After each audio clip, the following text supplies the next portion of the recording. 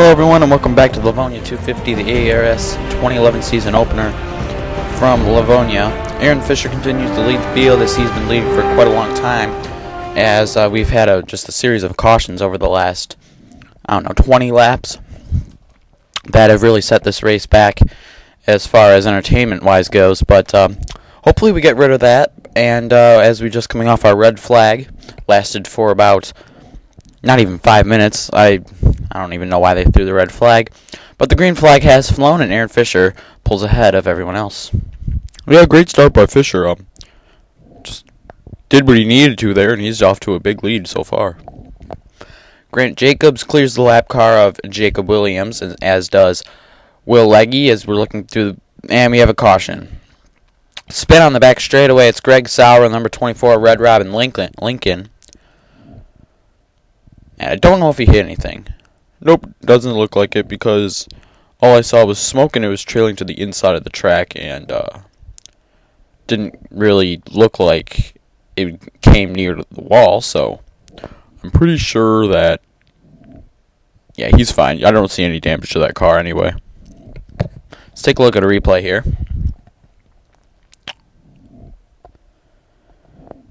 Keith Davis looks like, Davis just got too aggressive there. I don't know what Davis was trying to do there, but it obviously did not work out for Greg Sauer. I think maybe... Actually, no. I was going to say possibly some revenge, but Greg Sauer hasn't done anything to make anyone mad in the past, 10 years. I don't know what that was about. That's interesting.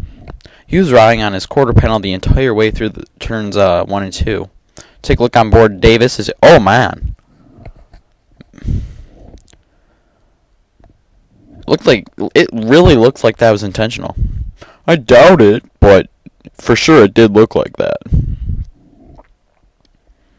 Short caution period, and that means we're going back to green here. Getting a quick replay. Aaron Fisher continues the lead, of course, and he leads the field to the green.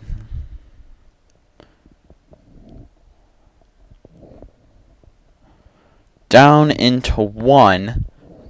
Lap cars spread out, but everyone else is pretty much clumped together as you have a scoring area. Mike Oppenheimer is actually in 5th position. Tyson Lautenschlager, he's actually far back as he made a pit stop. Trouble! Oh my! Justin Mazzani hard into the wall! Spinning around, hit by Daniel Mix. We have more trouble up ahead. Sabo in there, and the two I-Coltses, David and Patrick, in turn number 1.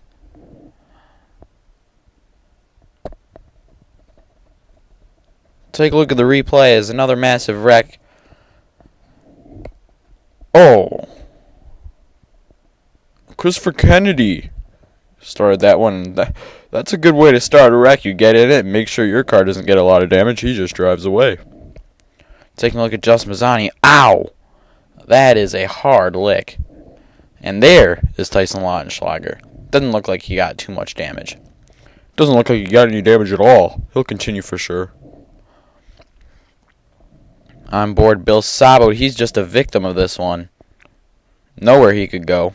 And I don't know if he'll continue after that one. The Evans Motorsports cars have been pretty decent today. Both of them higher than expectations after pretty much a disaster last season.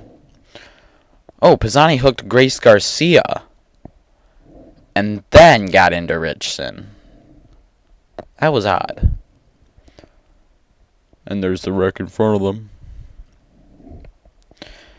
Alright, we return to the field making their pit stops.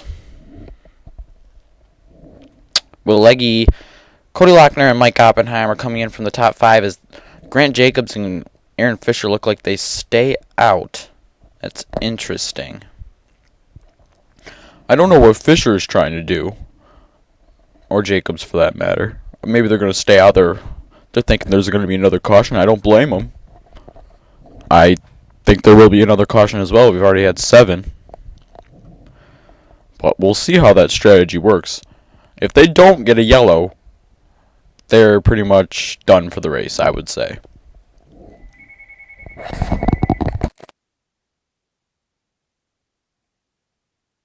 So as the field continues to make the pit stops, well, most of the field, and now we look at Aaron Fisher making his pit stop.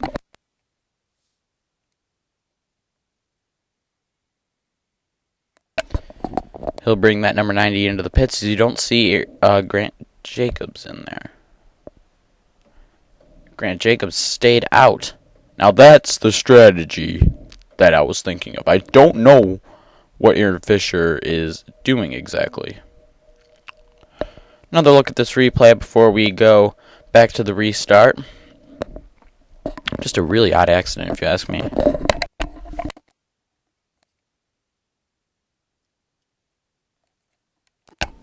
And you see the other wreck. And you see the field bunching up for the restart. Now we have everybody scrambled around. It was a good decision by Leggy, Lochner, and Oppenheimer to pit, as they're pretty much in the same exact spots as they were. We don't have many cars on the lead lap anymore. In fact, we don't even have many cars running this race anymore, so it's going to be interesting to see how well Grant Jacobs can hold off those three cars. Pace car dives into the pits. And there's Grant. There it goes.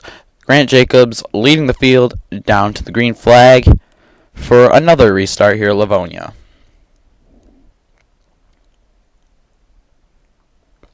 Clean start so far.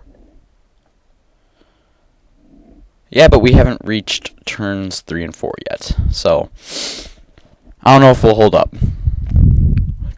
Jacob Williams holding up Mike Oppenheimer and Keith Davis. A little bit of contact, but they both continue on. There's Tyson Lautenschlager back into the mix. He's in 6th position. So, that damage certainly did not affect his car at all. It looked like a hard hit, but it really wasn't, I guess. Back up front, Will Leggy right on Grant Jacobs' back bumper. They touch, and down the front straightaway, the top two stay the same. Leggy all over that 40 car. And I don't think Jacobs is going to last long anymore, as Leggy's definitely got the faster car and the much fresher tires underneath him, and he's looking for the lead. Will Leggy diving under Grant Jacobs for the lead. The rookie making his first career start for Avoda Motorsports. He made his first career AARS start last year at Windsor, I believe. As Grant Jacobs falls back into the 2nd position. Mike Oppenheimer taking 3rd, and Keith Davis now looking for 3rd. Great battle up front between these top 6. Cody Lochner shuffled out of this, so he's going to be the odd man out. Leggy continues to lead down into turn number 3. And now here comes Oh! Oppenheimer into Grant Jacobs. They both continue on. And we've got a mess between 2nd through 6th, as you see Lautenschlager trying to go past Cody Lochner, and then you see Grant Jacobs, of course, on the high side getting shuffled back into the 4th position as Oppenheimer takes 2nd. Here comes Keith Davis now. Some great action at the front of the field. 3 wide for 4th. And then they're side by side for 2nd. Oppenheimer holds him off, though. And Grant Jacobs holds 4th. That's surprising because all these guys have much fresher tires than him. Continue to look at the field. Slowly creeping up to 20 laps to go. We're at 30 right now. Take a look at the field. Scrolling through the running order. Aaron Fisher starting to make his way back through the field. Will Leggy continues to lead. Mike Oppenheimer right behind him in 2nd. Then we have a surprise driver in 3rd. Keith Davis part-timer in the number 53 unsponsored Dodge. Oppenheimer to the inside. And I don't think that's going to work. He'll back up and slot in behind the number 15. Two rookies at the front of the field, and then here you have a part-timer who's never won a race right behind them. Unexpected top three for sure here at Livonia with only 27 laps to go. 26 now. Leggy continues to fight off Oppenheimer. 99 car looks really strong. Davis follows those two as they continue around the racetrack. Oppenheimer looking to the inside once again.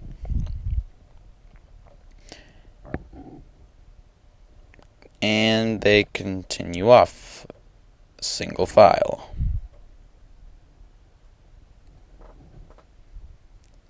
Don't think they're going to be able to do anything with Leggy for the time being.